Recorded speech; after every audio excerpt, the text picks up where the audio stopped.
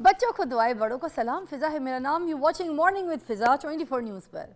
नाज़रीन, बातें तो बहुत सारी करने को हैं, मगर कुछ क्योंकि सिलसिला ऐसा था कि I was not in Pakistan. मैं गई हुई थी यूके न्यू ईयर मनाने के लिए, और मैं यही देख रही थी जब वहाँ पे मैं न्यू ईयर मना रही थी और मैं पाकिस्तान के स्टेटस, पाकिस्तान की चीज़ें देख रही थी। जितने भी सेलिब्रिटीज़ थे मोस्टली, या और कोई थोड़े से ऐसे लोग जो अफोर्ड कर सकते थे, या कहीं उनके कोई रिश्तेदार थे मुल्क से बाहर, चले गए जाके अपना जो है नया साल मना रहे थे, इंजॉय कर रहे थे। और पूरी दुनिया, आपको पता है यूके में अगर मैं बात करूं, वहाँ पे तो टूरिस्ट ऐसा है, सजाया जाता है, एक एक्स्ट्रा बजट होता है जो अप्रूव करवाया जाता है और उस पर फिर पूरे यूके को सजा के खूबसूरती से पूरी दुनिया का जो टूरिस्ट होता है वो आके उसको देखता है, सेल्फीज़ लेता है, पिक्चर्स बनाता है, फायरवर्क होता है ऐसा ज़बरदस्त लेविश किस्म का। लंदन आई की तरफ वहाँ जाके लोग दुनिया में टिकट्स लेते हैं, ख़रीदते हैं और बिल्कुल सामने से वो खूबसूरती का और एक वो जो फायरवर्क का नज़ारा है वो इंजॉय करते हैं, सारे मिलजुल के नए साल की खुशियाँ मनाते हैं। हमारे पाकिस्तान के स्टेटस में देखे थे कुछ भी नहीं था कोई ट्रैफिक जैम नहीं थी, कोई ऐसे फायरवर्क वाला सिस्टम नहीं था, कोई टूरिस्ट नहीं था, कोई दुनिया नहीं आई थी, कोई हैपनिंग नहीं थी। बस अपने घरों में सर्दी में ऐसे चादर रज़ाई ओढ़ के लोग सो गए। हमारी ज़िंदगियों में कब ये खुशियाँ आएंगी, हम कब इस तरह की चीज़ें, हम इस तरह के इवेंट्स जो है वो सेलिब्रेट करेंगे कि पूरी दुनिया से हमारे भी ममालिक में लोग आएँ और हम इस तरह के इवेंट्स जो है सेलिब्रेट करें। देखिए, टूरिस्ट जब हमारे मुल्क में आता है ना तो पैसा भी आता है, ये दिमाग में रखिए। मगर हमारे मुल्क में हमने हमारे मेहमानों को कहते हैं ना, हम वेलकम करते हैं, हम मोस्ट वेलकम कहने वाले लोग हैं, मगर हमारे पास मेहमान ही कोई नहीं आता, मुँह उठा के हमें कोई मिलने ही नहीं आता, तो फिर हम क्या करें, किस तरीके से हम बाहर से टूरिस्ट बुलाएं, है ना। अच्छा, एक बात मैं सोच रही थी, मैं जब कभी भी ट्रैवल करती हूँ बहुत सारी बातें, ऐसी चीज़ें सोच के देख के आती हूँ जो फिर मुझे पाकिस्तान में नहीं मिलती, तो मुझे बड़ी तकलीफ़ होती है। मैं बात ये करूँगी कि जब हम फायरवर्क की बात ले लें, हम सारे के सारे मिलके दूर वॉक करके गए, वहाँ पे ख़ास तौर पे ट्रैफिकें बंद कर दी जाती हैं, सारा जो है ना निज़ाम चेंज कर दिया जाता है ताकि जो आवाम है रोड पे निकल के खुशियाँ मना सके, लोगों की इंजॉयमेंट के लिए, आवाम की इंजॉयमेंट के लिए वहाँ पे इस तरह का काम किया जा रहा होता है। तो मैं ये कह रही थी, वहाँ पे वॉशरूम्स के कैबिन्स लगाए हुए होते हैं, रूम हर तरफ जो है ना वॉशरूम्स होते हैं, कोई भी लड़की हो और मर्द हो, बूढ़ा हो, बच्चा हो, अगर वॉशरूम की तलब हुई हो तो फ़ौरन जाके यूज़ कर सकते हैं। हमारे पाकिस्तान में हम लिबर्टी जाते हैं, बाज़ार जाते हैं, किसी और जगह जाते हैं, छरा जाते हैं, किसी और शॉपिंग मॉल कराची चले जाते हैं, तारिक रोड चले जाते हैं, क्लिफ्टन चले जाते हैं। हमारे पास क्या ये वॉशरूम्स की सहूलत है? हम कहते हैं ना हम इस्लामी मुल्क हैं, औरतों का जो है पर्दा, हमें औरतों का ख्याल बड़ा करना चाहिए, ठीक है। तो औरतें बेचारी जो हैं उनके पास अगर बाज़ार जा रही हैं सौदा सुल्फ लेने या शॉपिंग करने, उनके पास यहाँ पर कुछ नहीं है कि कोई वो वॉशरूम यूज़ करे।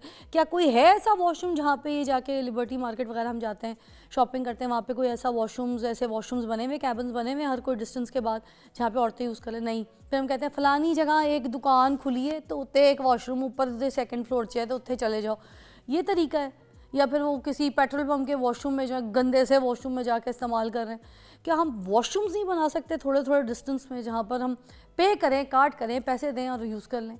अभी हम बहुत पीछे हैं, ये देख रही थी हम, मगर तुम वॉशरूम के हिसाब से इतना पीछे हैं, हम आगे खुशियाँ क्या मनाएंगे। खैर, आज के टॉपिक्स की तरफ आते हैं। सबसे पहला टॉपिक जो है वो हम डिस्कस करेंगे, मगर मैं बता दूँ मेरा कोई भी टॉपिक आपके बगैर नहीं शुरू होता जब तक आपका सिलसिला, आपका साथ ना शामिल हो। कॉल कीजिएगा। आज हमारे प्रोग्राम में हम बात करेंगे शक के ऊपर, और शक आपको पता है सिर्फ मियाँ बीवी के बीच में नहीं होता, भाई बहनों के बीच में भी शक होता है, ठीक है, दोस्तों के बीच में भी शक होता है, आप स्कूल में कॉलेज में पढ़ रहे होते हैं, किसी वर्क प्लेस में होते हैं, वहाँ पे भी आप शक कर रहे होते हैं। अब जैसे ये जो भाई है हमारा पीछे कैमरे पे मैं आई, इनको पहचानी कोई नहीं, मैंने कहा हमारे बंदा बदल गया है, तो वो इतनी कोई मजनू वाली दाढ़ी इन्होंने रख दी। अब मैं आते के साथ ही ना अभी पड़ गई हूँ, शक में भी पड़ गई हूँ कि इतने मजनू क्यों बन गए, ये किसके इश्क में बन गए, है ना। तो ये हम बाद में इनसे भी पूछेंगे। तो इस तरह के बहुत से शक होते हैं। तो अब हम आपका साथ चाहेंगे, आप कॉल कीजिएगा, हमारे साथ शामिल होइएगा, और अगर कोई ऐसा एक्सपीरियंस है, कोई बात आपको लगता है कि हमारे तवस्सुस से, हमारे शो के ज़रिए आपको, आवाम को समझानी चाहिए, तो वाई नॉट, किसी के कान में कोई अच्छी बात चली जाए और कोई बेहतरी की तरफ आए। तो हम बात करेंगे professor doctor Ali Ajmal, psychologist है और किसी तारुफ के मोहताज नहीं है, बड़ा अच्छा बोलते हैं, बड़ी डिटेल इनकी रिसर्च है। तो आज हम बात करेंगे शक क्या है और इसकी नफ्सियाती वजूहात क्या क्या है। अस्सलाम वालेकुम। सलाम। कैसी तबीयत है? I am fine, thank you. तो चले आते हैं अपने टॉपिक की तरफ। इसकी क्या बुनियादी वजूहात हैं? शक होता क्यों है? शक की बुनियाद क्या है? आमतौर पे शक दो वजूहात की बिना पर होता है। अगर तो किसी के कुछ ऐसे कुछ पास में कुछ वाकयात हुए हों, तो जैसे कहते हैं ना कि दूध का जला छाछ भी फूक फूक के पीता है, तो अगर तो किसी शख्स के साथ कुछ ऐसे कुछ अनटूवर्ड इंसिडेंसेस हुए हों, तो उसमें एक नेचुरल टेंडेंसी आ जाती है शक करने की। लेकिन उससे भी जो ज़्यादा इंपॉर्टेंट चीज़ है कि शक करते क्यों हैं, ये पर्सनैलिटी के अंदर होता है। कुछ लोग होते ही शक्की मिजाज हम हैं। किसी को कहते हैं ना शक्की है, ऑब्वियसली ये सबसे बड़ी रीज़न है कि देखें हमारी मुख्तलिफ पर्सनैलिटी की टाइप्स होती हैं, उसमें से एक पर्सनैलिटी की टाइप है, उसको हम कहते हैं कि ये एक शकी मिजाज है। आमतौर पे जिस चीज़ पे शक लोग नहीं करते, वो ऐसे क्यूज़ को कुछ लोग ऑब्जर्व करते हैं और उसको फिर इस तरह से इंटरप्रेट करते हैं जो कि होते ही नहीं हैं। उस बिना पे फिर लोग जो हैं वो शक करते हैं। और आम तौर पे ऐसे लोग शक करते हैं जिनको कोई एंग्जाइटी वगैरह का मसला हो, या कोई अपने कॉम्प्लेक्सेस हों कि लोग उनके साथ बुरा करते हैं। कुछ लोग ऐसा सोचते हैं मेरे साथ तो होता ही बुरा है, लोग मेरे साथ बुरा करते हैं, मैं इस काबिल नहीं हूँ, मेरे साथ ही क्यों ऐसा होता है। तो ये कुछ ऐसे ट्रेड्स हैं उन लोगों के जो लोग फिर बाद में शक करना शुरू कर देते हैं। एक नॉर्मल जो पर्सनैलिटी है वो आम तौर पे शक नहीं करता। देखें लाइफ है तो कुछ लाइफ में कोई अप्स एंड डाउन्स आते रहते हैं। कोई शख्स ऐसा नहीं है जिसको कह लें कि दुनिया में कभी धोखा ना मिला हो। ये बड़ा धोखा शायद कुछ लोगों को ना मिला हो, लेकिन छोटे मोटे जो अप्स एंड डाउन्स लाइफ में आते हैं वो प्रोफेशनल लाइफ में आ सकते हैं, वो कोई पर्सनल लाइफ में आ सकते हैं, खास तौर पे रिलेशनशिप वगैरह में भी आ सकते हैं। तो दुनिया का हर शख्स किसी ना किसी थोड़े बहुत धोखे से गुजरा ही होता है। से शक करता है, कोई रिश्तों में शक करता है, ऑब्वियसली। लेकिन देखिए इसका मतलब ये नहीं है कि अगर किसी को धोखा मिल गया तो अब वो शक ही करना शुरू कर दे। लाइफ में जैसे आमतौर पे एक दो दफा ऐसे कोई वाकयात हो जाते हैं, बड़ी दफा ऐसा होता है कि हम कभी बचपन में चलते चलते गिर जाते हैं, लेकिन इसका मतलब ये तो नहीं कि अब हर रोज ही गिरेंगे। तो शक करना ऐसा ही है कि मैं कभी एक दो दफा साल 2 साल पहले या बचपन में कभी गिरा, अब मेरे माइंड में हर वक्त यही आ जाए कि जी मैं अभी भी ना गिर जाऊं, अभी गिरा। तो ये कितना लॉजिकल है। इसी तरह से शक की भी एक इसी तरह की एक मेंटेलिटी है शक्की शख्स की भी, कि एक दो दफा कुछ ऐसा अगर वाकया हो गया तो फिर अब हर दिन हर रिश्ते में हर इंटरेक्शन में शक करना ये थोड़ा इलॉजिकल है। डॉक्टर अली, रिश्तों की तरफ बात करने की कोशिश करूंगी कि जैसे जब माँ बाप रिश्ता ढूंढ रहे होते हैं एक लड़की के लिए स्पेशली, तो ख़ास तौर पे कहते हैं किसी भी बंदे से शादी हो जाए चलेगा, शक्की बंदे से शादी नहीं करनी अपनी बेटी की। अब ये माँ बाप कैसे जज करेंगे कि ये बंदा जो है देखने में अच्छा है, वर्थ अच्छी है, काम अच्छा कर रहा है, ठीक है, घर बार भी है, रिश्ते भी हैं, उसके बहन भाई सब लोग अब साथ आए, मगर ये कैसे पता चलेगा कि ये शक्की है? क्योंकि लड़की वड़की तो बस एक अभी रिश्ता जो होने लगा है, तो अब उनके कोई अफेयर भी नहीं है, कोई लव भी नहीं है, कोई आपस में साथ भी नहीं पढ़ते, और सिर्फ रिश्ता आया है, मगर देखने में सब कुछ अच्छा है। अब कैसे पता चलेगा कि ये शक्की है? आमतौर पे जो शक्की लोगों के कुछ मिजाज होते हैं, एंग्शियस होंगे। अगर कोई शख्स एंग्शियस है तो मोस्ट प्रोबेबली वो शक्की भी होगा। उसके बाद अगर कुछ लोग लोगों को ऑब्जर्व करने के मामले में कुछ और उसके बाद फिर इंटरप्रेट जो है वो अगर इस तरह से करते हैं कि आपको बैठ के एक वाइब आ जाती है कि ये शख्स शक्की है।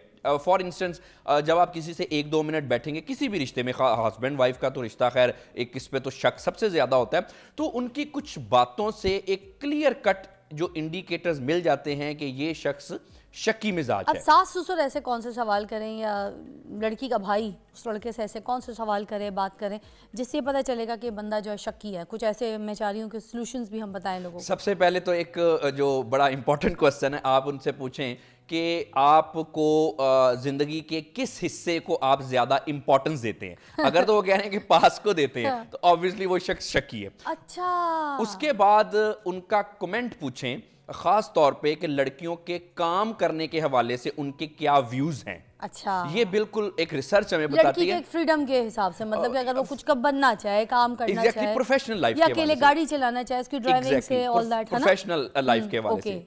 तो ये दो चीजें अगर तो उससे बिल्कुल क्लियर कट पता चल जाएगा जी कि ये बंदा शकी मिजाज है या नहीं। और मैं आपको बताऊं, अगर तो आपको पता चले कि कोई शख्स शकी मिजाज है, चाहे बाकी सारे ग्रीन फ्लैग्स हों, सब चीज़ें ठीक हो, यानी कि लड़का जितना मर्जी अच्छा हो, वहाँ पे शादी ना करें। क्योंकि आम तौर पे जो शकी मिजाज लोग होते हैं उनके इनहेरेंट एक फ्लॉज होते हैं, वो ज़्यादातर मामलात में नहीं सुधरते अनलेस और अनटिल उनको कोई थेरेपी ना दी जाए। अच्छा। क्योंकि ये शक उनके अंदर होता है। बहुत सारे लोग इस तरह से एक्सपीरियंस में आया, वो कहते हैं कि जी जो ख़वातीन हैं उनके काम करने के मैं इसलिए हक में नहीं हूँ। कुछ लोगों का ये ख्याल है कि जी मौक़े मिलते हैं, अब ये चीज़ देखें कितनी एक सुपरफिशियल और इलॉजिकल है। यहाँ पे मैं सारे ऐसे लोगों को जो शकी मिजाज है उनको बताना चाहता हूँ। देखिए, जो भी आपके मामलात होते हैं ना, जिसने कुछ जो भी आपको कंसर्न्स हैं चीटिंग के हवाले से, वो मौक़ों पे डिपेंड नहीं करता, वो इंसान के अंदर होता है। जिस शख्स ने शक करना है उसको आप कोई क्यू भी ना दें तब भी उसने शक करना है, और किसी शख्स ने अगर कुछ ऐसा चीटिंग वगैरह करनी है तो उसको मौक़ों की ज़रूरत नहीं है, उसने 7 पर्दों में भी कर लेनी जैसे है। आपने हिंट सब में अच्छे दिए, ये आइडिया बहुत अच्छे हैं, सवाल भी बहुत अच्छे बताएं। अच्छा, मैं ये पूछना चाहूँगी, जैसे मियाँ बीवी के रिश्ते की बात, अगर लड़की खूबसूरत है, प्यारी है, हसीन है, कॉलेज में साथ भी पढ़ रहे हैं सपोज, है ना, और इनकी शादी हो जाती है, तो बंदा सारी ज़िंदगी अपनी शादी जो है इसी चक्कर में ख़राब कर देता है कि यार ये लड़की इतनी प्यारी है, इतनी हसीन है, बीवी है मेरी, मगर ऐसा हो नहीं सकता, इसके पीछे चक्कर कोई ना हो, इतनी खूबसूरत लड़की का कोई चक्कर ना हो, अफेयर तो होंगे इसके, इसी शक में अपनी पूरी ज़िंदगी ख़राब करता है। ब्रेक के बाद इस पर बात करेंगे, आपकी कॉल भी शामिल करेंगे।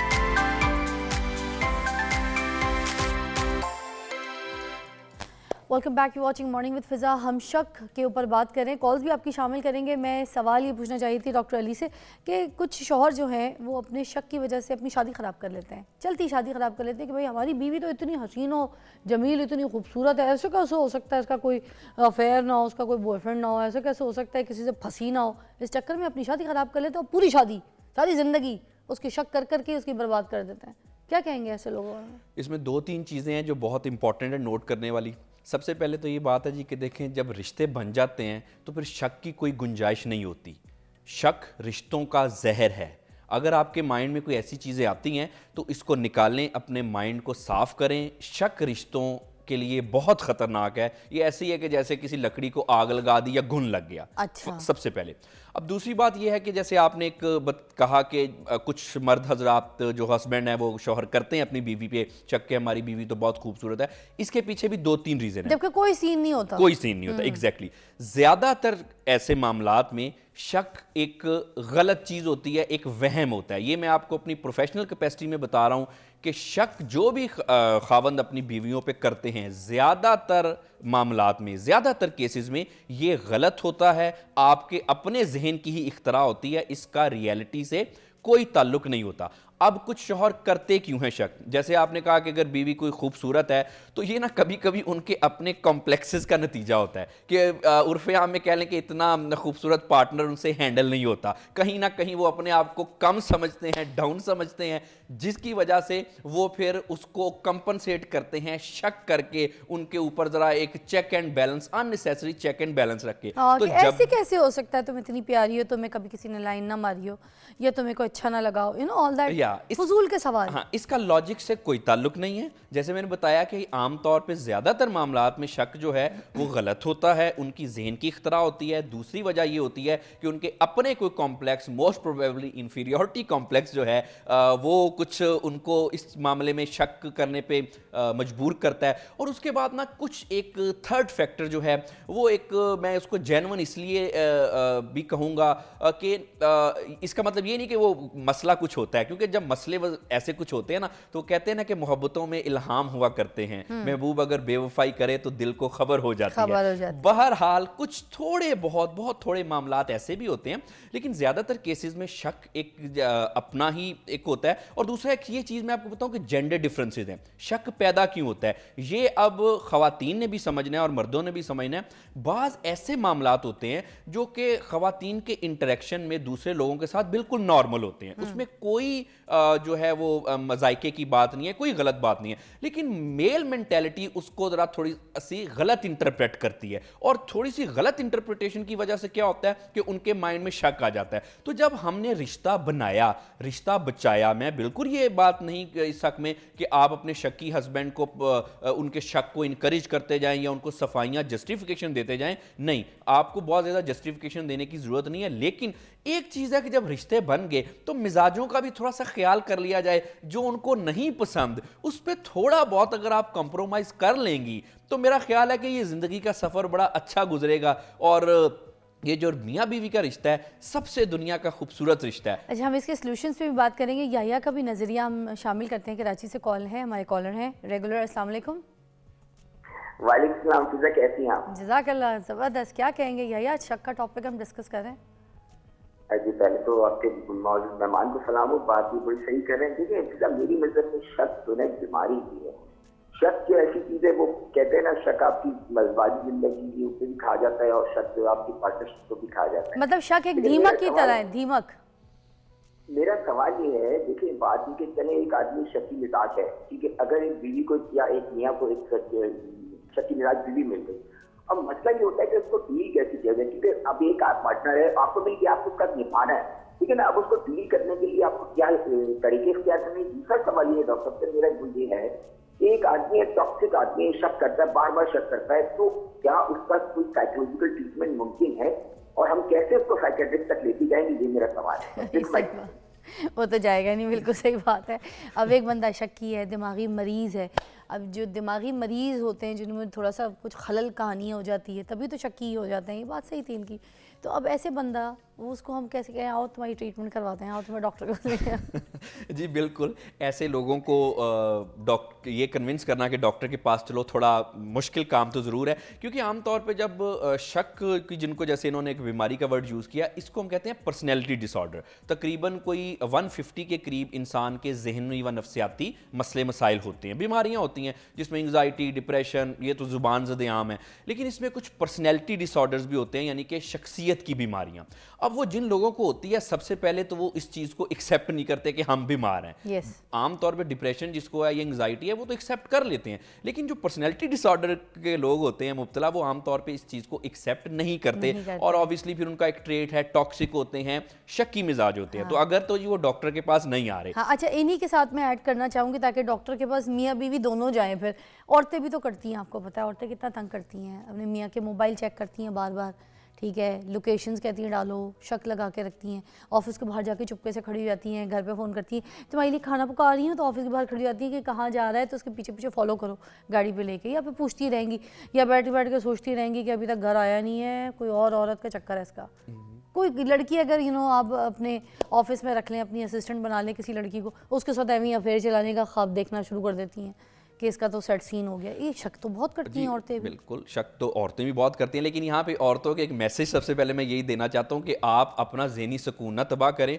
अगर आप जितना मर्जी चेक एंड बैलेंस कर लें, अगर आपके खामद ने कुछ करना है ना, तो उन्होंने कुछ करना ही करना है। ये आप सिर्फ अपना ज़हनी सुकून ख़राब कर रही हैं और उसके बाद अपने खामद का ज़हनी सुकून ख़राब कर रही हैं। क्योंकि ज़्यादातर केसेस में वैसे मामलात नहीं होते, आपको सिर्फ शक ही होता है। हो सकता है वर्क प्लेस की दोस्त हो, कोई जान पहचान की कोई कुलीग हो, कोई जानने वाली हो, कोई दोस्त हो, कोई दोस्त की बीवी हो, कोई ऐसे उनकी कोई हादसे हो गए हो, मसला हो गया उनकी शादी में, वो किसी को एज भाभी रिस्पेक्ट दे के कोई मसला सॉल्व करा रहे हैं, कॉल पे बात करें, आप शक करके बैठ जाओ, ये भी तो गलत है। जैसे अभी हमने बात की ना, कुछ जेंडर डिफरेंसेस होते हैं ना, कि आमतौर पे मेल जो कि बिल्कुल नॉर्मल इंटरेक्शन कर रहे होते हैं, तो बाज़ औक़ात ख़वातीन के लिए ये एक शक का एक बाइस बन जाता है। इसी तरह से मेल का भी मामला है कि आमतौर पे अगर खातून किसी से हंस के बात कर रही हैं या किसी भी हवाले से कोई पोलाइट होकर बात कर रही हैं, तो ये मेल मेंटेलिटी इसको आमतौर पे उस तरह से अडॉप्ट नहीं कर पाती। वो उसको एज अ क्यू लेती है कि जी कोई ना कोई मसला है। तो ये दोनों तरफ से ऐसा होता है। अब जैसे मैंने बताया कि शक ज़्यादातर जो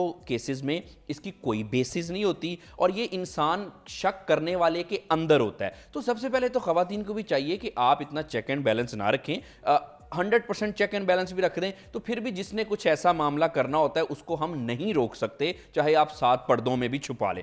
लेकिन फिर क्या किया जाए कि आप अपने रिश्ते को क्यों ख़राब कर रही हैं, आप भी रिलैक्स रहें, क्यों टॉक्सिक इन्वायरमेंट हमने फैमिली का बनाया हुआ है। अच्छा, एक चीज़ है कि देखा यह गया कि आम तौर पे लोगों के, मर्द हजरात के कुछ ऐसे मामलात होते भी हैं, कुछ रियलिस्टिक भी, लेट्स बी रियलिस्टिक, हम इस दुनिया में रहते हैं। अच्छा, वो करने के बाद आम तौर पे कुछ ऐसे मामलात कुछ पास में, उसके बाद वो कह लें ना कि खुद ही सुधर भी जाते हैं। तो बहरहाल अगर कुछ ऐसा मामला हो गया है तो मेरा ख्याल है कि पार्टनर को सुधारना ही चाहिए। इतनी छोटी बात तो खैर नहीं है ये, लेकिन फिर भी इस बात पे मैं इस चीज़ का कायल नहीं हूँ कि आप रिश्ते ख़राब कर लें और कभी कभी रिश्ते ख़त्म कर दें। देखें, एक दफ़ा रिश्ता ख़त्म हो गया वो तो फिर बाद में नहीं ना आएगा। लेकिन ये जो शक किया या किसी से कोई गलती भी फ़र्ज़ करें होगी, चले हम इसको इतना कह देते हैं कि गलती हो गई जी उनसे, ये गलती का खमियाजा भी होता है, गलती की तौबा भी होती है, माफ़ी तलाफ़ी भी हो जाती है। लेकिन इस बात पे रिश्ते ख़त्म कर देना, इस एक्सट्रीम तक जाना, ये बिल्कुल भी कोई अच्छा सलूशन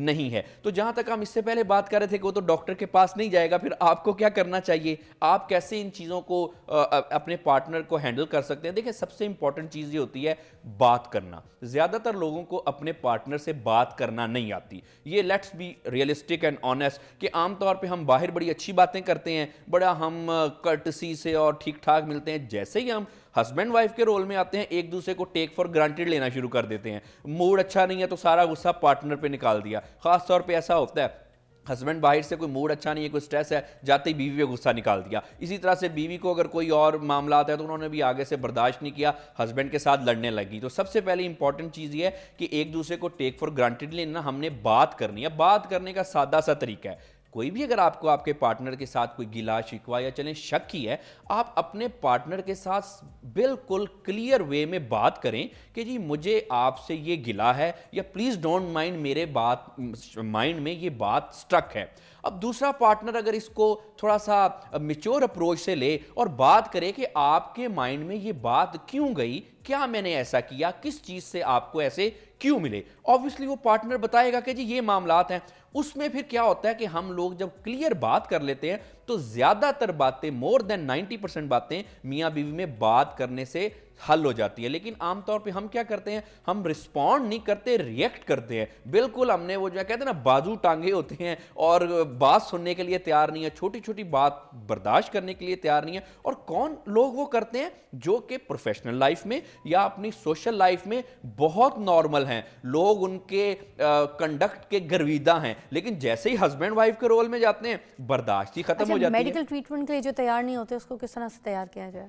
देखिए ये थोड़ा सा एक बहरहाल एक मुश्किल चीज़ तो है उनको ट्रीटमेंट के लिए तैयार करना, क्योंकि पर्सनैलिटी डिसऑर्डर होता है। तो उनको आमतौर पे जब बहुत सारे लोग ऐसी अप्रोच करते हैं अडॉप्ट कि क्योंकि हमारे रिश्ते में कोई मसला आ रहा है, हम एक दूसरे की बात नहीं कह पा रहे, समझ पा रहे, तो हमें किसी डॉक्टर से कंसल्ट कर लेना चाहिए कि मामला क्या है। अगर आप किसी ऐसे पर्सनैलिटी डिसऑर्डर वाले शख्स को कहेंगे, फ़र्ज़ करें वो नार्सिस्टिक है, आजकल नार्सिस्टिक टर्म बड़ी एक आम है, रिलेशनशिप में आम है, हर बंदा जिसको कुछ ऐसा मामला गिला शिकवा होता है वो फौरन लेबल कर देता है कि मेरा पार्टनर नार्सिस्ट है या फिर कुछ और बॉर्डर लाइन पर्सनैलिटी डिसऑर्डर। ये मसले कॉमन है। ऐसे शख्स को अगर आप कहेंगे कि आपको कोई मसला है तो चलो डॉक्टर के पास चलो, इसका ट्रीटमेंट कराएं, it is next to impossible, वो कभी नहीं मानेगा या मानेगी। इसका तरीकेकार यही होता है कि जी हमारे रिलेशनशिप में कुछ मसले चल रहे हैं, लेट्स कंसल्ट विद समवन कि जी क्या मसला है। अब जब वो डॉक्टर के पास जाएंगे, जैसे आमतौर पे मेरे क्लिनिक पे आते हैं, तो मुझे उनसे बात करके पता चल जाता है कि क्या ये कम्युनिकेशन का प्रॉब्लम है या एक शख्स की पर्सनैलिटी का इशू है। अच्छा, शुरू में हम उस पार्टनर को ये भी नहीं बताते कि आपकी कोई नार्सिस्टिक पर्सनैलिटी है, नहीं तो ऑब्वियसली वो तो डॉक्टर के पास भी आना छोड़ देगा, ट्रीटमेंट छोड़ देगा। उसमें ये होता है कि फिर मसले मुख्तलिफ वजूहात की बिना पर होते हैं, कम्युनिकेशन गैप की वजह से भी हो सकते हैं, उसके अलावा कुछ आपके कंडक्ट के भी मसले हैं कि दूसरा समझ नहीं पा रहा, या फिर एक पार्टनर या दोनों की ही पर्सनैलिटी टॉक्सिक या नार्सिस्टिक है। उसमें भी डॉक्टर को पता चल जाता है कि मसला कहाँ पे है और किसको कितनी ट्रीटमेंट की किस हद तक ज़रूरत है। थैंक यू, बहुत शुक्रिया डॉक्टर अली, आपने बड़ी अच्छी तरीके से हमें ट्रिक्स और टेक्निक्स जो है वो थोड़ी कुछ बताई है कि किस तरीके से इसकी ट्रीटमेंट हो सकती है। और कुछ ऐसे माँ बाप भी हैं जो अपने बच्चों के ऊपर शक करते हैं, तो मैं कहूँगी कि ये जो रिश्ते हम मियाँ बीवी के ऊपर बात कर रहे थे, वर्क प्लेस के ऊपर बात कर रहे थे, उनमें कुछ पेरेंट्स भी शामिल होते हैं कि बच्चा अगर लेट हो गया है तो उसके ऊपर शक करना है, बेटी अगर किसी काम की जगह पे गई है और उसने अगर बिज़ी है अपनी किसी जगह पे टीचिंग कर रही है, जॉब कर रही है और फ़ोन नहीं उठा पाई, तो माँ बाप शक करना शुरू कर देते हैं, ऑल दैट। तो ये जो शक की बुनियाद है ना, ये बहुत गलत होती है। एक्चुअली मेन चीज़ होती है, मुझे लगता है तरबियत। अगर हम अपने बच्चों की तरबियत अच्छी करें और थोड़ा सा देखें, स्पेस तो देना पड़ता है दुनिया में खड़े होने के लिए, मगर अगर आपने तरबियत अच्छी देती है ना, तो आप ये भूल जाएँ कि आपका बच्चा टस से मस होगा। आपका बच्चा वैसे ही चलेगा जिस तरीके के आपने जिस रास्तों पे चलाया, जो चीज़ के बारे में अच्छाई और बुराई बताई है, वो उसी तरीके की चीज़ों को फॉलो करेगा। मगर खैर, ये जो शक है, यही शक की बुनियाद जो है, ये ज़िंदगी को ख़राब कर देती है, रिश्तों को तोड़ देती है, इंसान को निस्तो नाबूद कर देती है। तो ये शक एक दीमक की तरह होती है, जो लकड़ी को खाती है उसी तरह इंसान को खाती है। इससे बचिए और शक के बाद अपनी ज़िंदगी को जो अच्छा बनाए। एक ब्रेक के बाद मिलते हैं आपको।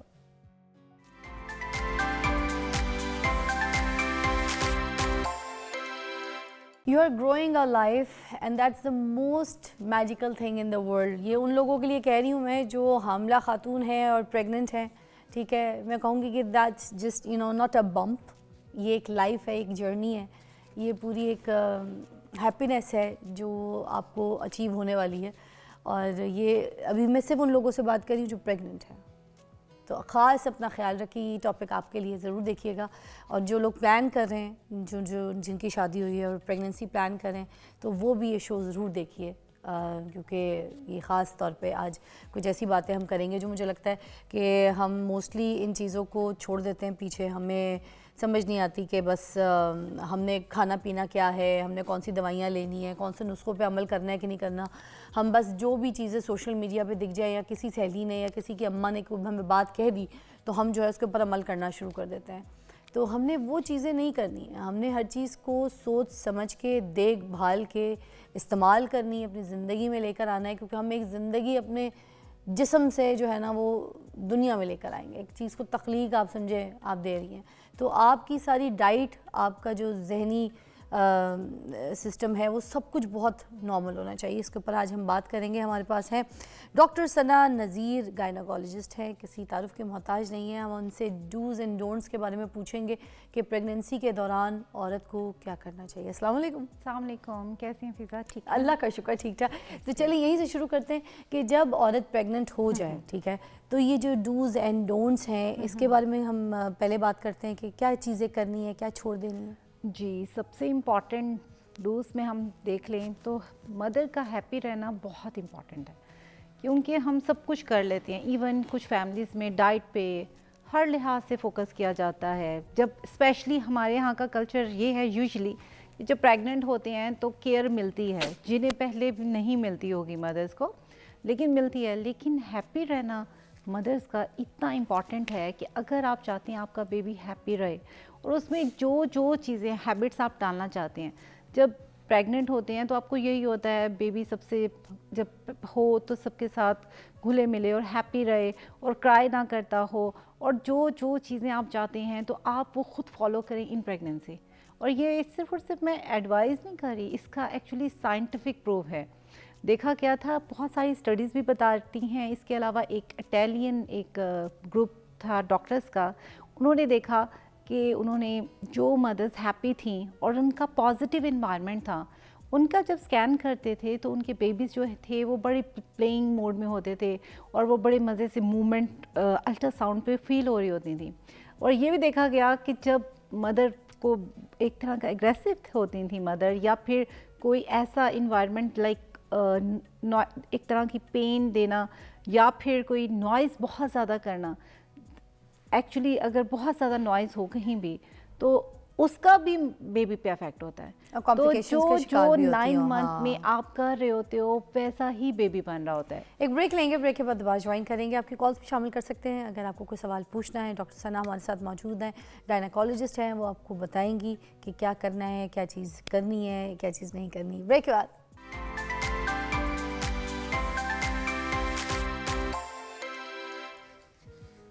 you are a superhero. You're growing a teeny human inside you. For all the pregnant ladies, you know, this is for you. अच्छा, हम बात ये करेंगे कि ये जो प्री प्रेगनेंसी केयर होती है, इसके बारे में तो सबको पता है। जो मुल्क से बाहर रहती हैं औरतें, मोस्ट ऑफ दे जाती हैं जाके अपनी प्री केयर पूछती हैं। यहाँ पर ये कोई सिचुएशन है नहीं ऐसी पाकिस्तान में। तो जो औरतें हैं, जब उनको पता चले कि they are pregnant, right away उनको डॉक्टर के पास जाना है, प्री प्रेगनेंसी केयर के बारे में पूछना है, सारा स्केड्यूल चीज़ें, डॉक्टर के अपॉइंटमेंट्स, अपनी सारी सिचुएशंस का हाल। जी जी बिल्कुल। सबसे इम्पॉर्टेंट मैं ये कहना चाहूँगी, आपका ये बहुत इंपॉर्टेंट क्वेश्चन है कि हमारे यहाँ बिल्कुल ट्रेंड नहीं है प्री प्रेगनेंसी काउंसलिंग का, प्री प्रेगनेंसी क्लिनिक का, क्योंकि बाहर है। और वो इसलिए है कि कुछ प्रॉब्लम, फॉर एग्ज़ाम्पल अगर किसी को मेडिकल हेल्थ प्रॉब्लम है, ब्लड प्रेशर ज़्यादा है, डायबिटिक है, और कुछ को पता ही भी नहीं होता, इसी तरह जिनका वेट ज़्यादा है और ये सब, और इवन फॉलिक एसिड अगर आपने देना है तो उसकी इंपॉर्टेंस ये है कि आप 3 मंथ्स बिफोर द कंसेप्शन लें, अगर आपको बर्थ डिफेक्ट नहीं करने बेबी में। तो प्री प्रेगनेंसी काउंसलिंग एक बहुत इंपॉर्टेंट कॉन्सेप्ट है, जिसमें अगर आप आते हो हमारे पास, डॉक्टर्स के पास, right after when you plan pregnancy, तो उसके बाद आप कह रही हैं कि फॉलिक एसिड शुरू कर दें। Folic acid when, yes, 3 months before the pregnancy actually आपके बर्थ डिफेक्ट्स कम करते हैं बेबी में। हम जब स्टार्ट करते हैं, इट्स ओके आपको लेना है, और फिर 3 मंथ्स आप लाइक 12 आपने वीक्स तक कंटिन्यू करना है, दैट्स रियली गुड। लेकिन उसमें आपके कुछ ऑर्गन्स बन चुके होते हैं, तो बर्थ डिफेक्ट को अगर आपने प्रिवेंट करना है कम्प्लीटली, तो आपको 3 मंथ्स पहले फॉलिक एसिड स्टार्ट करना है।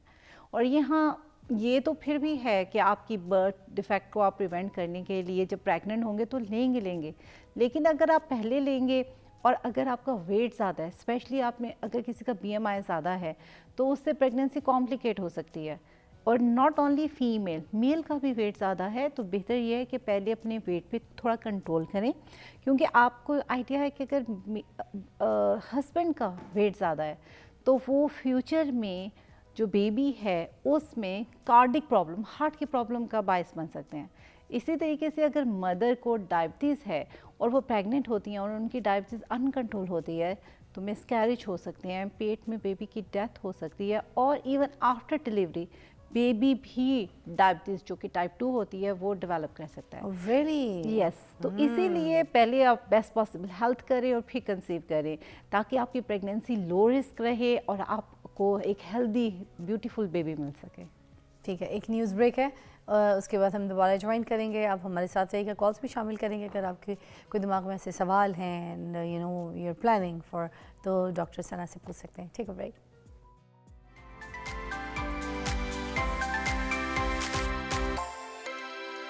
Welcome back, you watching morning with Fiza. अच्छा, अभी हम कुछ यहाँ पे ग़िज़ाओं के ऊपर बात करेंगे, कुछ ऐसी डाइट जो मुझे लगता है कि ज़रूरी है हमें बताना चाहिए कि जब प्रेगनेंसी प्लान कर रहे हैं और प्रेगनेंसी के दौरान पूरा जो खाना है, एक ग़िज़ा जो है वो औरत को कौन कौन सी लेनी चाहिए और कौन सी बिल्कुल नहीं लेनी चाहिए, उस पर बात करें। जी बिल्कुल, ग़िज़ा के लिहाज से सबसे इम्पॉर्टेंट जो फैक्टर है वो होना चाहिए होममेड क्लीन फूड लेनी चाहिए, क्योंकि जब आप बाहर की फूड लेते हो स्ट्रीट की या कोई भी इवन होटल्स की, तो उससे आपके डायरिया का और इन्फेक्शन होने के चांसेस ज़्यादा होते हैं। जब प्रेगनेंसी के दौरान एसिडिटी भी बहुत जल्दी हो जाती है, एसिडिटी, सीना बर्न बहुत ज़्यादा होता है, ठीक है, उसके अलावा आपको गैस प्रॉब्लम भी बहुत ज़्यादा, ब्लोटिंग भी बहुत होती है। प्रेगनेंसी में हार्मोन होता है प्रोजेस्टेरॉन, और जो प्रोजेस्टेरॉन है ना वो आपकी बॉडी में क्या करता है, यूट्रस को रिलैक्स करता है। जब वो यूट्रस को रिलैक्स करता है तो इसके अलावा वो आपकी इंटेस्टाइन जो होती हैं, आंतें, उन्हें भी लेजी और रिलैक्स कर देता है। अच्छा, इस वजह से आपको कॉन्स्टिपेशन का होना, आपको गैसेस का होना, आपको एसिडिटी होना, ये अब वो सब औरतें तो सारी गैविसॉन पे pregnancy पड़ के। जाती हैं, आपको पता है, मतलब पर्स में रखा होता है गैविसॉन सिरप। एग्जैक्टली अच्छा, उससे बेहतर गैविस्कॉन सिरप ओके, बट अगर आप वॉक करते हो और डाइट में स्पाइसी फूड नहीं लेते, ऑयली नहीं लेते, जंक फूड अवॉइड करते हैं, तो आपकी एसिडिटी कम होगी। अच्छा, तो आपने ये भी देखना है कि आपने क्या चीज़, वो डोंट्स में आ जाएगा। पहले हम बात करते हैं कि हमें क्या लेना चाहिए। उसमें कुछ है मैक्रोन्यूट्रिएंट, लाइक जो हमारी ग़िज़ा है जिससे हमने एनर्जी लेनी है, कार्बोहाइड्रेट्स हैं, प्रोटीन्स हैं, कार्बोहाइड्रेट्स तो ज़्यादातर औरतें छोड़ देती हैं कि भाई मोटे हो जाएंगे, डाइटिंग पे ही रहती हैं प्रेगनेंसी में भी। कार्बोहाइड्रेट्स क्या छोड़ देना चाहिए? नहीं, बिल्कुल नहीं छोड़ना चाहिए। एनर्जी का सोर्स वही है, वरना आप लिथार्जी रहेंगे, आप कुछ काम नहीं करेंगे और फिर आपकी बॉडी में पेन ज़्यादा होंगे। एग्जैक्टली, तो इसीलिए आपने कार्बोहाइड्रेट्स लेने हैं। हाँ, कौन से लेने हैं? आप गंदम की रोटी लें, रिफाइंड आटा ना लें, गंदम की रोटी लें, ब्राउन आप जो है राइस लें, आप जौ का दलिया बहुत अच्छा भी होता है और उससे आपकी गैस नहीं होती, आपकी कॉन्स्टिपेशन भी रिलीव होती है। तो ये सब वो चीज़ें हैं जो कार्बोहाइड्रेट का रिच सोर्स हैं और उससे आपका वेट गेन नहीं होना। इस बात को आगे बढ़ाएंगे डाइट को। रुखसाना की कॉल इस्लामाबाद से शामिल करते हैं। अस्सलाम वालेकुम। वालेकुम रुखसाना, व्हाट्सअप, क्या हाल है? ठीक ठाक। क्या कहेंगी? जी, मैंने डॉक्टर साहब से ये बात करनी है कि मेरे शादी को 12 साल हो गए, तो 2 दफ़ा मेरे बच्चे ज़ाया हुए, तो फिर मेरी एक ट्यूब डैमेज हो गई थी, उसके बाद मैंने टेस्ट करवाया लेकिन मैं कंसीव नहीं कर सकती। डॉक्टर साहब प्लीज़ रहनुमाई कीजिएगा। हाँ जी, अस्सलाम वालेकुम, क्या नेम है आपका? रुखसाना। रुखसाना, अच्छा रुखसाना, आपने मुझे बताया कि 2 मिसकैरेजेस हुए हैं आपके, उसके बाद आपने टेस्ट करवाया है, तो क्या हुआ है? ट्यूब डैमेज, एक ट्यूब ब्लॉक है, यानी बंद हो चुकी है। नहीं, वो निकाल दी है उन्होंने। अच्छा, ठीक हो गया, निकाल ही दिया। ओके, आपका ट्यूब में हमल था? जी। अच्छा, अब एक ट्यूब है आपकी? जी हाँ जी है, अभी बेबी ट्यूब टेस्ट करवाया मैंने। ओके, आपने ट्यूब टेस्ट करवाई और वो ठीक है, ऐसा ही है? जी ठीक है, जी ठीक है वो। तो फिर देखें, सबसे इम्पॉर्टेंट है कि आपके जो पहले 2 मिसकैरेज हुए हैं जिन्हें आप कह रही हैं, वो एक ट्यूब में हमल था, तो दूसरा क्या था, उसमें भी ट्यूब में हमल था या प्रेगनेंसी बच्चेदानी के अंदर थी?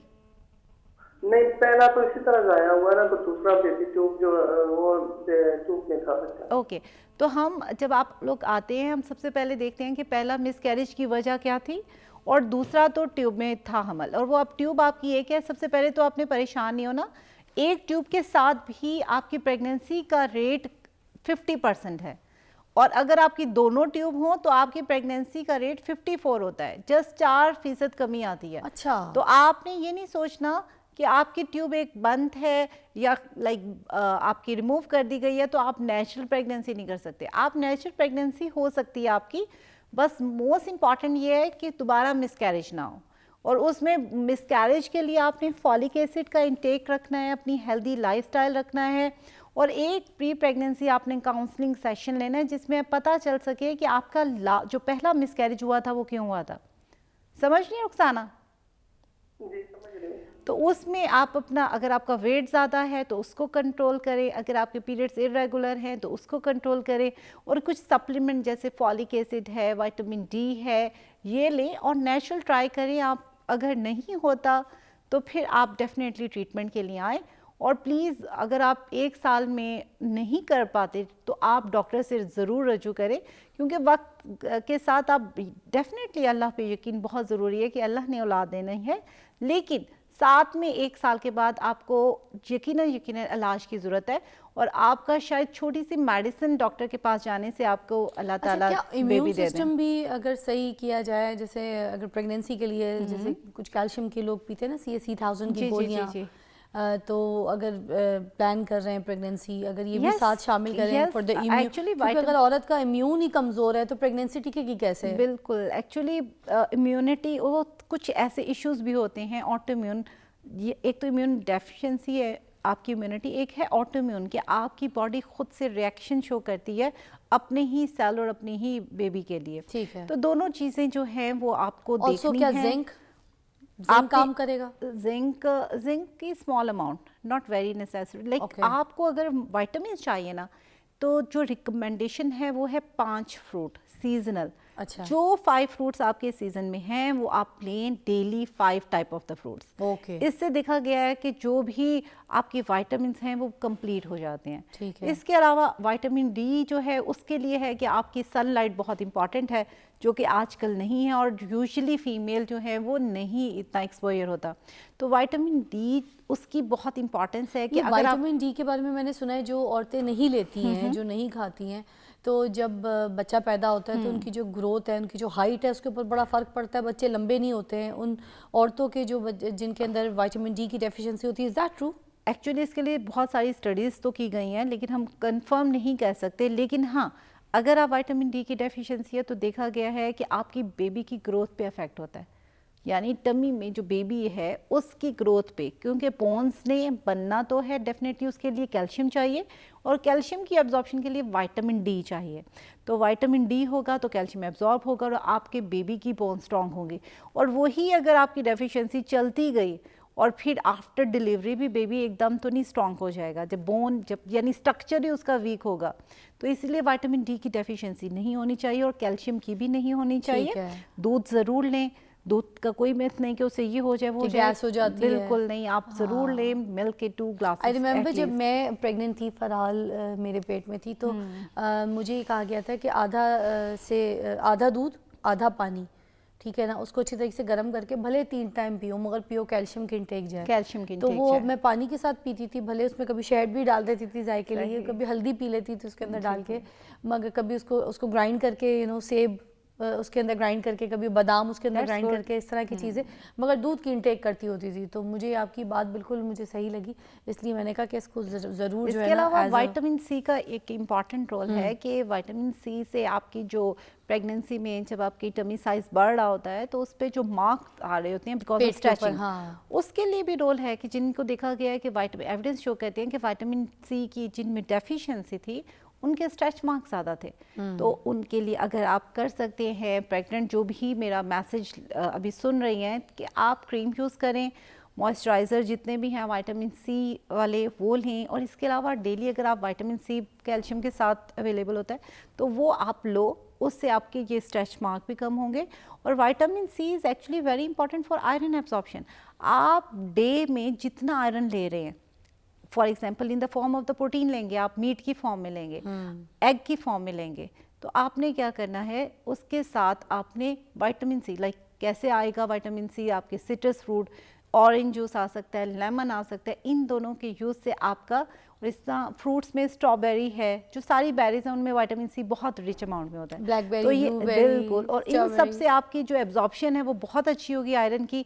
तो आपको जो टैबलेट फॉर्म में आयरन लेना है वो भी कम हो जाएगा, क्योंकि टैबलेट फॉर्म में जब भी आप आयरन लेते हैं आपको नॉजिया, पहले 3 मंथ्स तो आप ले ही नहीं सकते, तो आपकी नॉजिया, प्रॉब्लम भी होता है, जैसे बच्चों को होता है आयरन के सिरप से कलर चेंज हो जाते हैं, ऑल दैट काफी। तो वो ये है कि अगर आप अपना विटामिन सी लेते रहें इन द फॉर्म ऑफ ये सिट्रस जो भी फ्रूट हैं, साथ में आप प्रोटीन इनटेक रखें। कार्बोहाइड्रेट्स आपने लेने हैं, प्रोटीन इनटेक बहुत ज़्यादा ज़रूरत नहीं होती फर्स्ट ट्राइमेस्टर में, सेकंड में तो इतनी ज़्यादा, first trimester mean first 12 weeks में कोई इतना ज़्यादा प्रोटीन की नीड नहीं है। उसके बाद है आखिरी जो 3 मंथ्स होते हैं उसमें आपका प्रोटीन इनटेक ज़्यादा होना चाहिए, ताकि आपको हीमोग्लोबिन की या आयरन की डेफिशिएंसी ना हो। क्या बात है।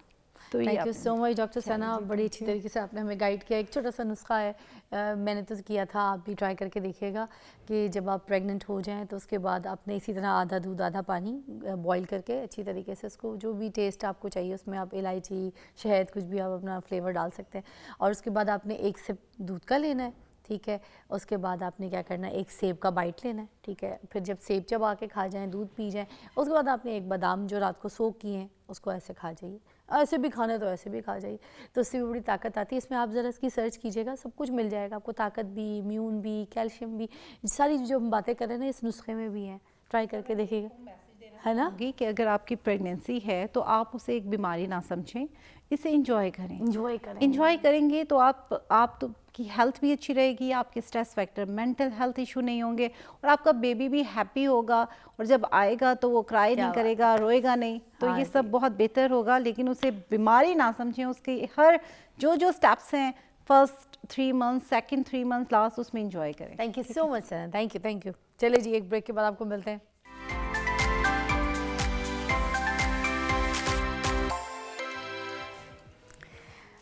Welcome back, you watching morning with Fiza. और नाजरीन, एक बहुत प्यारी सी बच्ची है मेरे पास, बाइकर हैं, और इनके बारे में मैं आपको बताऊं कि ट्रैवल करती हैं, बाइक पे जाती हैं पूरे नॉर्दर्न एरियाज़, और बड़े बड़े कॉम्पिटिशन्स का हिस्सा भी रही हैं, और अपना जो है ना एक मैं कहूँगी कि एडवेंचरस हैं, लाइफ को एंजॉय कर रही हैं, और कुछ करके दिखाने के जो एम्स हैं इनके अंदर है माशाल्लाह से। She is very young but she is very talented. तो हमारे पाकिस्तान की बच्चियाँ जो हैं किसी भी पीछे नहीं हैं, बस मैं कहती हूँ ना, जज्बा और जुनून जो है वो इंसान को ऊंचाइयों पर ले जाता है, कामयाबी की बुलंदियों तक ले जाता है। तो उसी तरह हमारे पास ये जो बाइकर हैं राफिया असलम मौजूद है। अस्सलाम वालेकुम, how are you? Salam, I'm good. How are you doing? I am great, and you're looking pretty, mashallah. Thank you. So are you. So are you actually, Fiza, Thank you so mashallah. much. Thank you.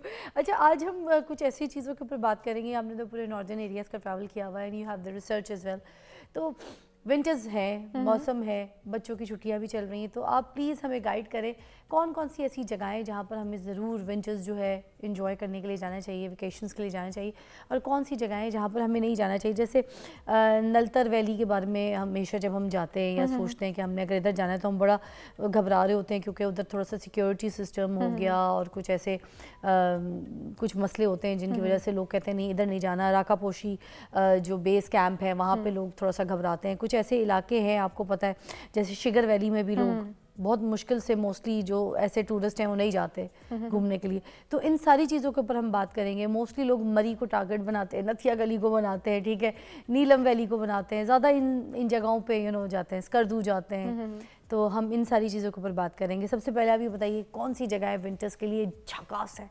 झकास पूरा Pakistan in general बात करें, because अगर winters की हम बात करें फिजा, तो विंटर्स एक ऐसी विंडो है जहाँ पे you get a space, we can travel all over Pakistan. Because जैसे सिंध है तो सिंध में आप गर्मियों में ट्रैवल नहीं कर सकते, अगर बलोचिस्तान वाली साइड है या साउथ पंजाब है तो अभी जो है it's the best weather to travel all around Pakistan. तो आप अगर मुझे कहती हैं स्पेसिफिक की नॉर्थ की बात करनी है तो पहले मुझसे बात कर लेते हैं, अदरवाइज जस्ट लाइक हाँ, पहले ये बता दें कि हम कौन सी जो जगहें हैं जहाँ पर हमें बहुत झकास मज़ा आए, करीब करीब भी हो, वेकेशंस भी हो जाएं, बच्चे सेफ हों। देखिए सेफ वेकेशंस बताना, लोगों को गाइड करना बहुत ज़रूरी है। That is very important, of course. अच्छा, दो तरह, बल्कि दो नहीं, काफ़ी तरह के ट्रैवलर होते हैं, लेकिन हम दो तरह से बात करते हैं क्योंकि सेफ्टी की बात हो रही है। एक तो ये कि अगर आप फैमिली के साथ ट्रैवल कर रहे हैं, बच्चों के साथ ट्रैवल कर रहे हैं, तो you need to travel to the places where there is like proper roads, बाकायदा तौर पे जगह बनी हुई है। But if you are an adventurous traveller, तो जिस तरह से बात करी थी नलतर वैली की, जिस तरह से शेगर की बात की, बाकी जगहों की बात की, तो आप उन सब जगहों पे जाते हैं बिकॉज आजकल विंटर स्पोर्ट्स हो रही है हर जगह पे। जैसे नलतर वैली है, नलतर वैली में स्की रिजॉर्ट है एंड इट्स क्वाइट फेमस। और आजकल के मौसम में तो ख़ास तौर पे जितने भी एडवेंचरस लोग हैं वो तो जाग जाते हैं, क्योंकि उनके लिए it's the best place over there. Hockey हो रही होती है, आइस हॉकी, फिर आइस स्केटिंग हो रही होती है, फिर स्कीइंग हो रही होती है, स्नो बोर्डिंग हो रही होती है एंड व्हाट नॉट। तो Naltar valley is one of the places. It is safe for us, तो we like safe because नहीं, आपने मुझे फैमिली के साथ बताना है। हाँ, बिल्कुल, safe exactly. for the family, for the kids, everything they Yeah, can travel? it depends कि अगर तो आप बहुत ज़्यादा जैसे weather first एक concern होता है बच्चों के लिए, तो अगर तो if you feel like this is kind of weather where kids not good to go around, तो फिर तो you should take that thing in mind before going anywhere. लेकिन उसके अलावा हाँ, अगर सफ़र की बात करें, बहुत सारे ऐसे रास्ते होते हैं जो सर्दियों में बंद हो जाते हैं, तो उनको आप अवॉइड करते हुए जाएं। तो ये भी गिलगित बल्तिस्तान में आता है। क्या चीज़? ये भी गिलगित बल्तिस्तान में एग्जैक्टली हुंजा में आता है ना, नलतर वैली हुंजा वाली साइड गिलगित बल्तिस्तान में आता है। तो गिलगित बल्तिस्तान तो इस टाइम पे हब है स्पोर्ट्स के लिए भी, ट्रैवल के लिए भी। बहुत सारी जगह हैं। अगर हम बात करें अताबाद लेक की, अताबाद लेक इस टाइम पे फ्रोजन है, वहाँ पे बहुत सारी स्पोर्ट्स हो रही होती हैं। वहीं से हम जिस तरह से नलतर वैली हो गया, नलतर वैली का मुझे ये भी बता, सॉरी, नलतर वैली, बिल्कुल। इसका जो हार्श वेदर है यहाँ पे, ये कोई हमें डिस्टर्ब तो नहीं करता if we going with the family and stuff? Because sometimes this matters a lot. Yes, it does. If you're going with the family and the kids, it does. This is the first thing. But if you have such an adventurous soul, जहाँ पे you're like, हाँ, मुझे कोई मसला नहीं है. If you're like a challenging person, and then you can just go with, Exactly. If you're that kind of a person, it's a perfect place for you because कुछ लोगों को adrenaline rush चाहिए होता है, where you want to experience उस तरह का weather, उस तरह की जगह. We have survived like -18 too at the same time. And what about the Rakaposhi, you know, base camp? It depends. बहुत से पता है, बहुत से कराकरम की तरफ जो अगर हम बात करें, Exactly. बहुत सारे लोग जो है ना इस वेदर में समिट कर रहे होते हैं, हालांकि this is not safe at the same time, but the point is कि कुछ लोगों के लिए वही चीज़ें ज़िंदगी होती है, like they want adventure, the only thing that actually they seek for is adventure. तो इट डिपेंड्स कि आपकी नेचर किस तरह की है, तो उस तरह से. हाँ, वैसे ही है कि अगर अपनी फैमिली के साथ जाना है, एंजॉय करना है, आप स्नोफॉल को भी एंजॉय करना चाहते हैं लेकिन आप सेफ्टी भी चाहते हैं, तो आप करीब करीब चले जाएं. जिस तरह से मरी तो अब हर कोई जा रहा होता है. नहीं, मैं अभी उधर ही रहूंगी. दोसाई नेशनल पार्क के बारे में भी बता दें, वो भी तो गिलगित बल्तिस्तान. बिल्कुल, स्कर्दू उधर ही आता है. Deosai national park is beautiful. Have you been there? I have been there so many a times. I haven't been there. अच्छा, बहुत खूबसूरत है. बहुत खूबसूरत है. अच्छा. It looks like जैसे कोई जन्नत का टुकड़ा होता है. Really? Actually it looks like that. और उसकी खूबसूरत बात यह है कि आप हर मौसम में जाएंगे, हर मौसम में आपको एक मुख्तलिफ व्यू मिलेगा. If you go to the winters, तो अभी बिल्कुल एक डिफरेंट आपको एक वहाँ पे vibe मिलेगी. क्या नज़ारा है दोसाई नेशनल पार्क का, एक व्यू जो है. अच्छा, आप जन्नत को इमेजिन करें ना, तो you can imagine like there be flowers, there be trees, maybe little trees, the grass out there. Break के बाद आते हैं आप, तो बस हमें ना क्या करेंगे, मैं अभी यहाँ से चली जाऊँ. ब्रेक के बाद हम आपको ज्वाइन करते हैं.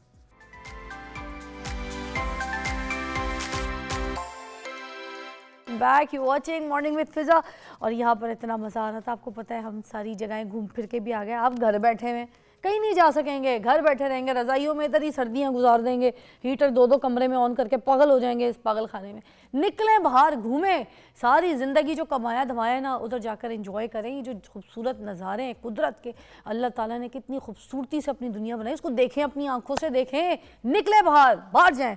अच्छा जी, मैं लोगों को धक्के दे के घर से निकाल रही हूँ. बाहर घूमने जब बच्चों को भी मेंटल हेल्थ के लिए भी अच्छा है, सेहत के लिए अच्छा है, हर चीज़ के लिए अच्छा है. मुझे बताएं, मरी की हमने बात कर दी, करीब स्पॉट है. नथिया गली हो गया, ठीक है. साथ साथ आप मुझे ये भी बता दें, मालम जब्बा हो गया, इन सारे कुछ स्पॉट्स के बारे में भी ज़रा डिस्कस. एग्जैक्टली, वही बात कर रहे थे हम कि फैमिली के लिए क्या सेफ जगह रहती हैं. एक तो ये करीब है कि बहुत ज़्यादा आपको ट्रैवल नहीं करना पड़ता. अगर आपके साथ एजेड है लोग या अगर आपके साथ बच्चे हैं तो it's a good place to. Galiyat हो गया, जन्नतपुर एक जगह है, फिर मिरनजानी टॉप है, बहुत खूबसूरत जगह है. ये सारी इसी नथिया गली के एरिया में करीब करीब बता रही हूँ कि अगर आपने करीब करीब जाना है वहीं पे मश्कपुरी टॉप हो गया, बड़ी खूबसूरत जगह है, there you can go. And then Malam Jabba of course. तो मालम जब्बा जो है इट्स बेसिकली अ हब। यहाँ पे बहुत सारी विंटर स्पोर्ट्स होती हैं और स्की का बड़ा अच्छा निज़ाम है। एग्जैक्टली बहुत अच्छा है। इंटरनेशनल बहुत सारे टूरिस्ट आ रहे होते हैं, ख़ास तौर पे स्कीइंग वगैरह के लिए भी, and there lot of other sports over there as well too. और सवात और ये जो सारे इलाके हैं ये भी बहुत करीब है। अच्छा, मगर मैं मालम जब्बा की बात को ज़रा कंटिन्यू करूँगी। मैंने एक ड्रामा सीरियल किया था तो मैं जाती थी, मैं 11 मरतबा मालम जब्बा गई हूँ। अरे। हाँ, तो सर्दियों का ही मौसम, क्योंकि ज़ाहिर से पता स्की वगैरह वहाँ पे हमें दिखानी होती थी। तो गाड़ी में ना टायर के ऊपर जंजीर बांध के तो गाड़ी को ऊपर लेके जाया जाता था फिजागढ़ से ऊपर मालम जब्बा तक। तो ये वाली चीज़ें, हम मुल्क से बाहर जाते हैं तो रोडों पे बर्फ़ जब गिरती है या स्नोफॉल होती है तो नमक फेंका जाता है पूरी That's right, yeah, you know motorways पे वहाँ पे नमक फेंका जाता है। यहाँ पर क्या सिस्टम होता है जब यहाँ पर बर्फ़ होती है तो गाड़ियों को बस इस तरह जंजीर और इस तरह लेके जाता है? Yeah, that's one of the thing which is being done. Also, मसला ये ना कि हमारा जो इंफ्रास्ट्रक्चर है that is not well maintained in a way जहाँ पे हम इस तरह के जब कभी मसाइल आते हैं तो we do not take care of this तो हम thing. नमक शमक नहीं फेंकते, अभी हम do सिर्फ it गले some- पे नमक फेंकते हैं किसी के जख्म पे, दुख पे। बिल्कुल ऐसे ही है। नमक का कोई कॉन्सेप्ट नहीं That होता। has been done at some of the places, लेकिन एक बड़े मेजर लेवल पे उसको उस तरह से नहीं फिर किया किस जाता है। तरीके से ये सारा बस इसी तरह जंजीरों के जंजीरों टायरों के पे? थ्रू किया जाता है या फिर मैकेनिकली हाथ के थ्रू किया जाता है, उसको रास्ते क्लियर किए जाते हैं।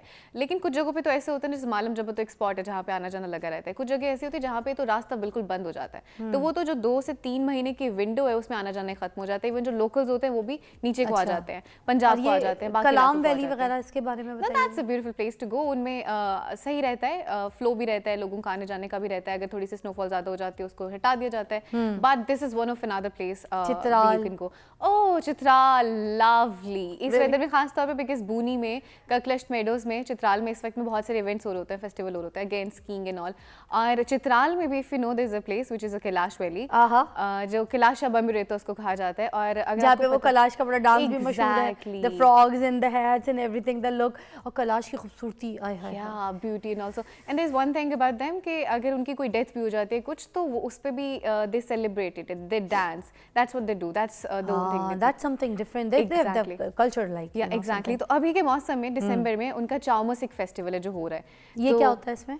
उसमें भी they dance, they enjoy, they have fun, that's what they do. उनका सारा कुछ जो है ना नाच गाने में बड़ा फेस्टिव फंक्शंस होते हैं। बेसिकली उनकी खास बात ये होती है कि जैसे विंटर्स आ रहे हैं तो विंटर्स को वेलकम करते हैं इस तरीके से, फिर उसके बाद अगर समर्स आ रहे हैं तो समर्स को भी वो इस तरह से अपने एक और चिलम जोशी फेस्टिवल के थ्रू वेलकम करते हैं। गोरख हिल, गोरख हिल, ओह अभी तो मौसम है ना, अभी तो देखिए सिंध में बता क्या है रही थी। बताइए जरा गोरख हिल का जरा। Of course, क्योंकि the point is कि अभी चूंकि मौसम बड़ा अच्छा है तो आप वहाँ पे जा सकते हैं, गर्मी नहीं है, ये चीजें नहीं है। बच्चों के साथ? बच्चों के साथ, ठीक है, हाँ, of course अच्छा। we can go there, of course हाँ। we can go there.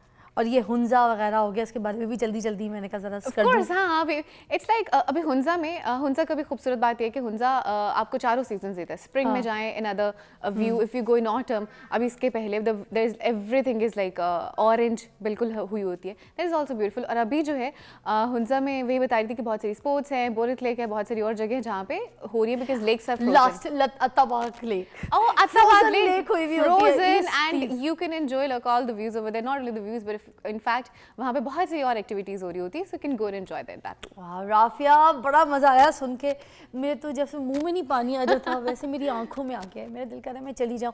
तो उठे आप भी, आज ही घर में जितने भी मर्द हजरात हैं डच करवाएं, सारी बेगमात घर में बैठ बैठ के कितना को टीवी देखेंगी आप, कितना को टीवी, सोशल मीडिया से वही ये सारी रीलें मिल जाती हैं, उस पर बैठ के मेरा शो देख लीजिए। मेरे शो के खातिर अगर आप मुल्क में पूरा जाके धमाल नहीं मचा रही, घूम नहीं रही, क्या फ़ायदा। जेब हल्की करवाएं मियाँओं की, भाइयों की, अब्बू की, और घूमने जाएं। ब्रेक के बाद मिलते हैं।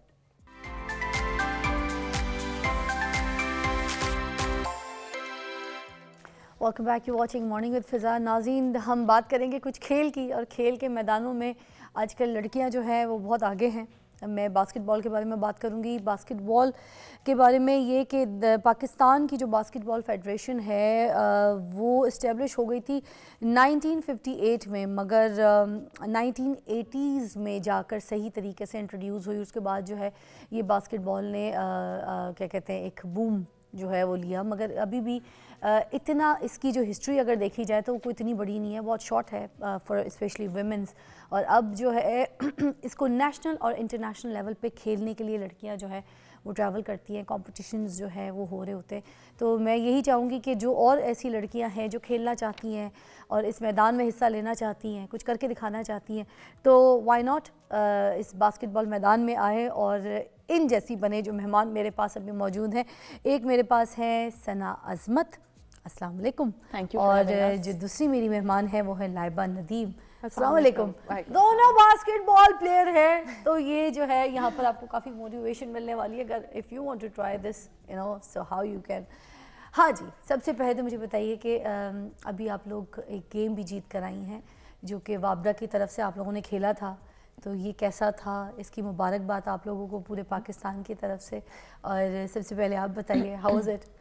इट वॉज़ रियली गुड, बहुत मज़ा आया। काफ़ी टीम्स ने पार्टिसिपेट किया था पूरे पाकिस्तान की तरफ से ना। Right. कराची से टीम्स आई हुई थी, आर्मी की टीम थी, भावलपुर, और सबसे अच्छी बात कि यंग लड़कियां भी थी, थोड़ी सी हमारी एज ग्रुप की लड़कियां भी थी, हमारी सीनियर्स भी थी, तो काफ़ी एक मिक्स्ड कैटेगरी थी और सब पार्टिसिपेट कर रहे थे, तो बहुत मज़ा आया था। डिफरेंट टैलेंट देखने को मिल रहा था। रियली? Yeah. और आप बताइएगा आपको कैसा लगा? जैसे जीती, कि- कोई मुश्किलात, कोई ऐसे हालात, ज़रा बताइए। जी, जैसे कि लाइबा ने कहा कि पूरे पाकिस्तान से जो था उन्होंने पार्टिसिपेट किया था, जो यंग टैलेंट भी था और एक्सपीरियंस टैलेंट भी था, तो फाइनल जो था वो बिल्कुल फाइनल की तरह ही हमें लगा है, क्योंकि काफ़ी अरसे के बाद हमें वाबडा की टीम को टफ कंपटीशन मिला।